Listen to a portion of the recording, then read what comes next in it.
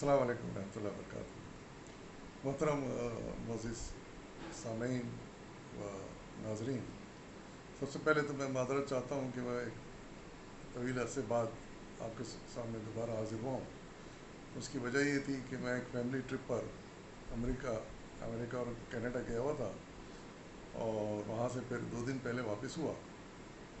تو آنے کے بعد مجھے خیال آیا کہ کیوں نہ پھر دوبارہ یہ سلسلہ شروع کیا جائے۔ تو میرے ذہن میں یہ خیال آیا اور کہ اب کی اس دفعہ پہلے بھی میں کچھ ولاگ پیش کر چکا ہوں اردو ڈائجسٹ سے انتخاب کے عنوان سے، تو اسی سلسلے کو کیوں نہ دوبارہ جاری کیا جائے۔ دراصل اردو ڈائجسٹ ایک ایسا ڈائجسٹ رہا ہے جو مجھے بچپن سے پسند تھا۔ میں بچپن سے اس کا مطالعہ کرتا آ رہا ہوں، اور مجھے اس میں ہر طرح کے مضامین پڑھنے کو ملے، اور کسی موضوع پر ہو، مذہب کے بارے میں، تاریخ کے بارے میں، جغرافیہ کے بارے میں، سائنس کے بارے میں، یعنی ہر طرح ہر موضوع پر یہ اردو ڈائجسٹ کی خاصیت رہی ہے کہ وہ مضامین پیش کرتے رہے ہیں۔ اور ان میں بعض مضامین تو اس قدر اہم ہیں کہ اب میں نے سوچا ہے کہ میں ڈھونڈ کر ان مضامین کو آپ کے سامنے بھی پیش کروں گا، کیونکہ ظاہر ہے کہ ہر ایک کے بس میں نہیں ہے کہ ان پرانے ڈائجسٹوں کو اکٹھا کریں اور ان سے پھر مطالعہ کریں۔ تو میری کوشش ہوگی کہ میرے پاس جو کلیکشن اردو ڈائجسٹ کا موجود ہے اس میں سے وہ اہم مضامین چھانٹ کر آپ کے سامنے قسطوار پیش کرتا رہوں۔ تو اس لحاظ سے میرے پاس اس وقت میرے ہاتھ میں اردو ڈائجسٹ کا ایک شمارہ ہے اگست 2005 کا۔ اس میں مجھے ایک مضمون بڑا پسند آیا، جو کہ مولانا سید ابوالحسن علی ندوی نے تحریر کیا ہے، اور اس کا عنوان دیا ہے چراغ بجھا جاتا ہے۔ یہ مضمون دراصل انہوں نے مغلیہ سلطنت کے زوال کے اوپر لکھا ہے، یعنی وہ مغلیہ سلطنت جو ہم مسلمانوں کی ایک عظیم الشان سلطنت تھی بر صغیر میں، وہ کیوں کر زوال پذیر ہوئی، اس کی کیا وجوہات تھیں کہ پہلے تو زوال پذیر ہوئی اور آہستہ آہستہ آ کر ختم ہو گئی۔ تو ان وجوہات پر انہوں نے روشنی ڈالی ہے۔ آئیے اس کا مطالعہ شروع کرتے ہیں۔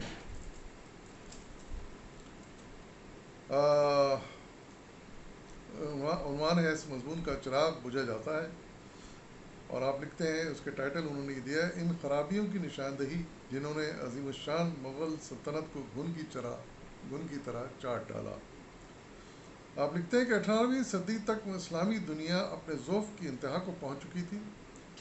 صحیح قوت کے آثار کسی جگہ پائے نہیں جاتے تھے، ہر جگہ جمود و تنزل نمایاں تھے، آداب و اخلاق قابل نفرت تھے، عربی تہذیب کے آخری آثار بھی منقود ہو گئے تھے، یعنی ختم ہو گئے تھے، اور عمرہ وحشیانہ عشرت اور عوام وحشیانہ ذلت کی زندگی بسر کر رہے تھے۔ تعلیم اردو ہو گئی تھی، چند درسگاہیں جو ہولناک زوال میں باقی تھیں افلاس و غربت کے باعث دم توڑ رہی تھیں۔ سلطنتیں عام اسلامی امہ کا بارے میں بتا رہے ہیں کہ سلطنتیں مطلق العنان تھیں، اور ان میں بدنظمی اور خون ریزی کا دور دورہ تھا۔ سلطان ترکی یا ہند کے شاہان مغلیہ کچھ شاہی شان قائم رکھے ہوئے تھے، تاہم صوبہ جات کے عمرا اپنے آقاؤں کی طرح ایسی آزاد سلطنتیں قائم کرنے میں کوشاں تھے جو ظلم و استحصال پر اور جبر پر مبنی تھیں۔ اس منحوس طرز حکومت میں رعایا لوٹ مار اور ظلم و پامالی سے نالاں تھی۔ دیہاتیوں اور شہریوں میں محنت کے محرک منقود ہو گئے تھے، لہذا تجارت و زراعت دونوں اس قدر کم ہو گئیں کہ محض زندہ رہنے کے لیے عمل میں لائی جاتی تھیں۔ یعنی سلطنت مغلیہ کا تو یہ حال تھا ہی، ساتھ ہی ساتھ سلطنت عثمانیہ جو اس وقت کی ایک عظیم الشان سلطنت تھی، وہ بھی زوال پذیر تھی، اور وہاں کی تقریباً یہی حالات تھے۔ مذہب بھی دیگر امور کی طرح پستی میں تھا۔ تصوف کے طفلانہ توہمات کی کثرت نے خالص اسلامی توحید کو ڈھک لیا تھا۔ عوام تعویذ گنڈے اور مالا میں پھنس گئے تھے، اور پھنس کر فقراء اور دیوانے درویشوں سے اعتقاد رکھتے تھے. یعنی حقیقت ہے کہ اس زمانے میں یہ عالم ہو گیا تھا کہ مسلمان یہ سوچنے لگے تھے کہ یہ درویش اور پیر اور جو ہے نا اس طرح کے فقیر لوگ یہ انہی کے ذریعے سے ہم اللہ تک پہنچ سکتے ہیں, اللہ تک ہمارا براہ راست ہماری پہنچ نہیں ہو سکتی. یہ ایک غلط فہمی پیدا ہو گئی تھی, اس لیے پیر فقیروں کے پاس جا کے تعویذ گنڈے کرانا, مختلف عمل کرانا یہ ایک عام رواج ہو گیا تھا. اور ان کی پرستش بارگاہ ایزدی کے شفیع ولی کے طور پر کی جاتی تھی, کیونکہ ان جہلا کا خیال تھا کہ خدا ایسا برتر ہے کہ وہ اس کی اطلاع بلا واسطہ نہیں کر سکتے, یعنی اس تک بلا واسطہ نہیں پہنچ سکتے, ضروری ہے کہ کوئی ذریعہ بھی اختیار کیا جائے. تو اسی لیے انہوں نے یہ پیر فقیروں کو ذریعہ بنا لیا تھا. انہوں نے قرآن مجید کی اخلاقی تعلیم کو نہ صرف پس پش ڈال رکھا تھا بلکہ اس کی خلاف ورزی بھی کی جاتی تھی. افیون اور شراب خوری عام تھی, زنا کاری کا زور تھا اور ذلیل ترین اعمال قبیحہ کھلم کھلا بے حیائی کے ساتھ کی جاتے تھے. یہ امریکی مصنف ڈاکٹر لوتھراپ اسٹارڈرڈ کی کتاب جدید دنیا اسلام سے ایک اقتباس یعنی کوٹیشن پیش کیا گیا. یہ اوپر جو پیراگراف پیش کیا گیا یہ ان کی کتاب, امریکی مصنف کی کتاب جدید دنیا اسلام سے اخذ کیا گیا تھا, جس میں اس نے 18ویں صدی کی اسلامی دنیا کا نقشہ کھینچا ہے. اگرچہ کہیں کہیں مبالغہ آئی بھی ہے لیکن مجموعی طور پر اس زمانے میں عالم اسلام کی تصویر یہی تھی, اور ہندوستان بھی کی بھی حالت مختلف نہ تھی. یعنی جو مصنف نے لکھا وہ حقیقت پر مبنی تھا, یہی حالات تھے اسلامی دنیا کے, چاہے وہ بر صغیر میں ہو چاہے بر صغیر سے باہر عرب دنیا. سیاسی حالت. حضرت شاہ ولی اللہ کی وفات سلطان اورنگزیب عالمگیر کی وفات سے 4 سال پہلے یعنی 1703 میں ہوئی. عالمگیر ہندوستان کی معلوم محفوظ تاریخ کی روشنی میں اشوک کے بعد سلطنت کی وسعت سے متعلق اشوک کے بعد ہندوستان کا سب سے بڑا فرمانبرا تھا. اس کی سلطنت ہندوستان میں قائم ہونے والی سلطنتوں میں سب سے زیادہ وسیع تھی. یعنی اشوک ہندوستان میں ایک بڑا بادشاہ گزرا تھا, اس کے بعد اگر بڑا بادشاہ گزرے تو وہ اورنگزیب عالمگیر تھے, مغلیہ سلطنت کے بادشاہ, اور انہوں نے پورے برصغیر پر ایک وسیع اور عریض حکومت قائم کی اور بڑی مضبوط حکومت قائم کی, اور وہ کافی عرصے رہی. اس کے عہد میں اور اسی کے ایما پر میر جملہ نے صدیوں بعد پہلی مرتبہ آسام کو, جو اپنی زبان, تہذیب, مذہب اور نسل میں ہندوستان سے الگ ایک آزاد منطقہ رہا تھا, فتح کر کے سلطنت مغلیہ میں شامل کر لیا. یعنی نہ صرف مضبوط حکومت قائم کی بلکہ مزید علاقے سلطنت مغلیہ میں شامل کیے گئے, جن کے نام یہ بتایا گیا, یعنی آسام بتایا گیا, وہ سلطنت مغلیہ میں شامل ہو گیا. اس کو وہی تمام مغربی اور غیر مسلم ہندوستانی مورخین کے تنقیدی اور اختلافی تبصروں کے باوجود, جن کا محرک دراصل اورنگزیب کی حمیت و حمایت اسلام ہے, اس کی بے نظیر قوت ارادی, استقلال طبیعت, انتظامی صلاحیت, سادہ بلکہ زاہدانہ زندگی اور شجاعت و بہادری ایک مسلم تاریخی حقیقت ہے.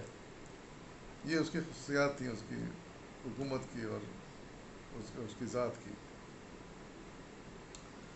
اورنگزیب کی کمزور جانشین.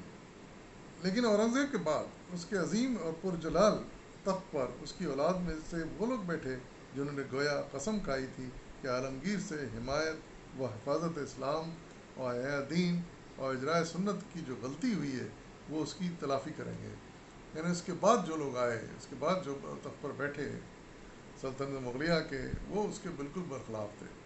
وہ اسلام کا نفاذ چاہتا تھا, شریعت کے نفاذ چاہتا تھا, اس کے لیے کوشش کرتا تھا, مسلمانوں کی بہتری کے لیے کوشش کر رہا تھا. لیکن بعد میں جو لوگ آئے وہ بالکل اس کے برخلاف انہوں نے کام کیے. نیز اس نے سلطنت کی حدود میں جو توسیع کی تھی, ہندوستان کے نظم و نسق کو اپنی بیدار مغزی استادی اور فرض شناسی سے جو استحکام بخشا تھا, عوام اور فتنہ پردازوں پر جو رعب اثر قائم کیا تھا, وہ اپنی تعیش پسندی کا کاہلی اور نااہلی اندرونی اختلافات و کشمکش، خود غرض و جا پسند ارکان سلطنت اور وزراء پر کلی اعتماد اور امور سلطنت سے غفلت کے ذریعے اس گناہ کا مسلسل کفارہ ادا کرتے رہیں گے جو عالمگیر اعظم سے سرزد ہوا تھا. یعنی وہ سارے کام اور سارے نالائقیاں اور خرابیاں ان کی حکومت میں شامل ہو گئیں، داخل ہو گئیں، جو کہ اورنگزیب کی ساری محنت پر پانی پھیر رہی تھیں، جن کا ذکر کیا گیا.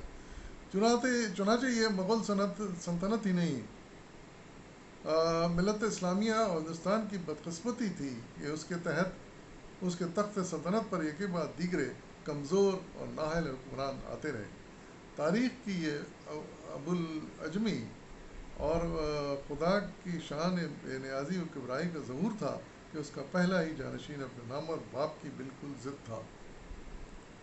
ظاہر ہے کہ اورنگزیب عالم کی بات اس کا بیٹا تھا، لیکن وہ اس کے بالکل برخلاف اس کی سوچ تھی اورنگزیب عالمگیر کے، اور ساری خرابیاں اس کے دور میں آنی شروع ہو گئی.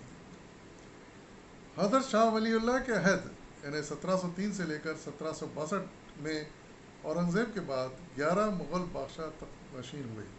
یعنی اورنگزیب کے بعد فوراً سلطنت مغلیہ ختم نہیں ہوئی، بلکہ اس کے بعد 11 مغل بادشاہ یعنی ان کے شاہی خاندان کے افراد تخت نشین ہوتے رہے. ان میں سے کسی کی مدت میں حکومت صرف 10 مہینے، کسی کی 4 مہینے سے کم، کسی کی سلطنت برائے نام، کسی کی چند دن کی حکومت رہی. ہم یہاں اس کے جانشین اول یعنی شاہ عالم بہادر شاہ، فروخ سیر، ابن عظیم الشان، محمد شاہ رنگیلا اور شاہ عالم ثانی کے عہد اور ان اہم واقعات و حوادث پر تبصرہ کریں گے جنہوں نے ہندوستان کی تاریخ اور ہندوستانی مسلمانوں کی تقدیر بنانے میں خاص حصہ لیا. اب ایک ایک کر کے ان حکمرانوں کا ذکر کریں گے، ان اولادوں کا ذکر کریں گے جو اورنگزیب عالمگیر کی بعد تخت نشین ہوئی. ان میں سے پہلا جو تھا وہ شاہ عالم بہادر شاہ تھا، شاہ عالم بہادر شاہ اول. یہ عالمگیر کا سب سے بڑا بیٹا تھا جو اپنے بھائی محمد اعظم شاہ کو شکست دے کر تخت نشین ہوا.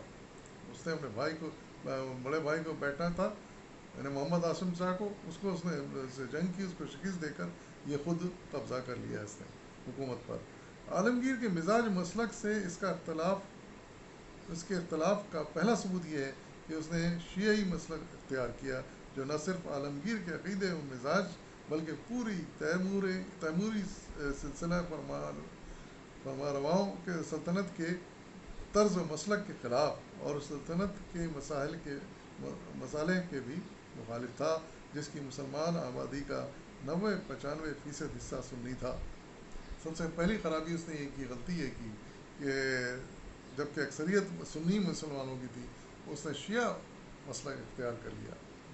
حالانکہ اورنگزیب عالمگیر بھی سنی العقیدہ تھے، لیکن اس نے اپنا عقیدہ بدلا اور شیعہ عقیدہ اختیار کیا، جو کہ پورے سلطنت تیموریہ میں کسی کا نہیں رہا تھا،